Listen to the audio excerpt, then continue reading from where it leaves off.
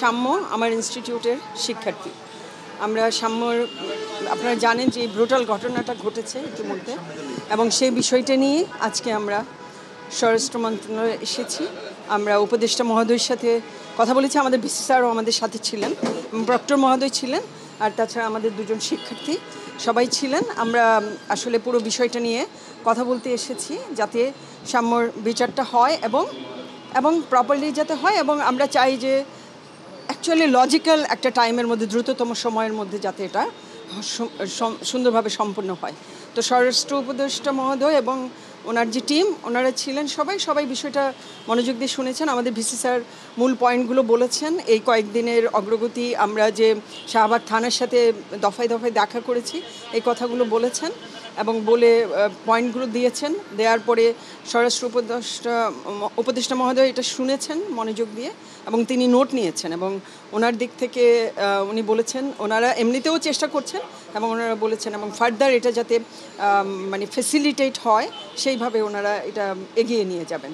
তো আমি আমার স্টুডেন্টদেরকে বলছি কিছু বলবার জন্য, তোমরা তোমাদের পয়েন্টগুলো বলো। হ্যাঁ, তো জি, পরিচয় হচ্ছে এস এম নাহিয়ান ইসলাম, আমি হচ্ছে সাম্যর বন্ধু। তো আমাদের যেই মিটিংটা হলো এটা হচ্ছে পুরোপুরি আমাদের ভিসি মহোদয় ফ্যাসিলিটেট করেছে, তো তাকে ধন্যবাদ জানাই যে স্বরাষ্ট্র উপদেষ্টার সাথে আমাদের এই মিটিংটা করানোর জন্য। আপনারা অলরেডি জানেন যে আমরা 48 ঘন্টা একটা আলটিমেটাম দিয়েছিলাম শাহবাগ থানার প্রতি, তো যেখানে হচ্ছে আমরা এক্সপেক্ট করছিলাম যে আশানুরূপ অগ্রগতি দেখব। তো কিছু অগ্রগতি ছিল কিন্তু পুরোপুরি সেটা আশানুরূপ না। বিশেষ করে যেহেতু আজকে পঞ্চম দিনে আমরা আছি, যে সাম্য হত্যার এখনও যারা মূল হোতা, যারা পুরো গ্রুপটা ছিল, পুরো গ্রুপটাকে এখনও ধরা হয়নি। তো স্বরাষ্ট্র উপদেষ্টা আমাদেরকে আশ্বস্ত করেছে যে ডিবিতে ডিটেকটিভ ব্রাঞ্চে হচ্ছে ইনভেস্টিগেশনটা ট্রান্সফার করা হবে। এর পাশাপাশি ল মিনিস্ট্রি থেকে জানানো হয়েছে যে এটা স্পেশাল ট্রাইব্যুনালের মাধ্যমে এটার বিচার ব্যবস্থা করা হবে। তো আমরা কিছুটা আশ্বস্ত হয়েছি, কিন্তু এখনও পুরোপুরি না।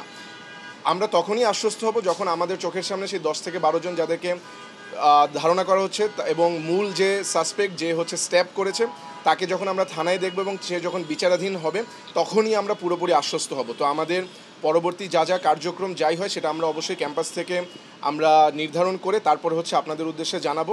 তবে আপাতত আমরা যেই প্রগ্রেসটা দেখতে পাচ্ছি বা হচ্ছে সদিচ্ছা যেটা দেখতে পেরেছি আমাদের মাননীয় স্বরাষ্ট্র উপদেষ্টা থেকে, সেটা থেকে আমরা এক্সপেক্ট করতে পারি যে সাম্যর যারা খুনি তারা ইনশাল্লাহ দ্রুত সময়ের মধ্যেই তারা গ্রেফতার হবে এবং বিচারের আওতাধীন তারা হবে। এটা আপনারা অলরেডি জানেন যে ক্যাম্পাসের বিভিন্ন রাজনৈতিক মহল বিভিন্নভাবে এটার সুযোগ নেওয়ার পাশাপাশি তারা তাদের দাবি দেওয়া জানাচ্ছে। এখন কোনটা নৈতিক দাবি কোনটা অনৈতিক দাবি সেটা বলার আমি কেউ না। আমরা বারবার বলে আসছি যে আমরা একটা দাবি নিয়ে আসছি, সেটা হচ্ছে সাম্যর যথাযথ বিচার। তো সেটা রিলেটেড যেটা আমাদের করা প্রয়োজন বা না করা প্রয়োজন আমরা সেভাবেই আগাবো।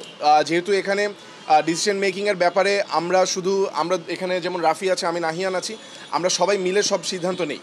তো সেই ক্ষেত্রে আমরা বাকিদের সাথে কথা বলে আমরা ডিসিশন নিব যে আমরা কঠোরতর হব কি না, নাকি এই প্রোগ্রেসটা আমরা তাদেরকে সুযোগ দিব যে 6 দিনের যে রিমান্ডটা আছে সেটা অনুযায়ী হচ্ছে আগানোর পরে আমরা ডিসিশনটা আসলে নিব যে এটা আমাদের করা উচিত কি উচিত না, বা আমরা কঠোর হব কি হব না। আলটিমেটাম থেকে সরে যাচ্ছেন কিনা এরকম না, আলটিমেটাম থেকে সরে যাওয়া না, আলটিমেটামটা ছিলই হচ্ছে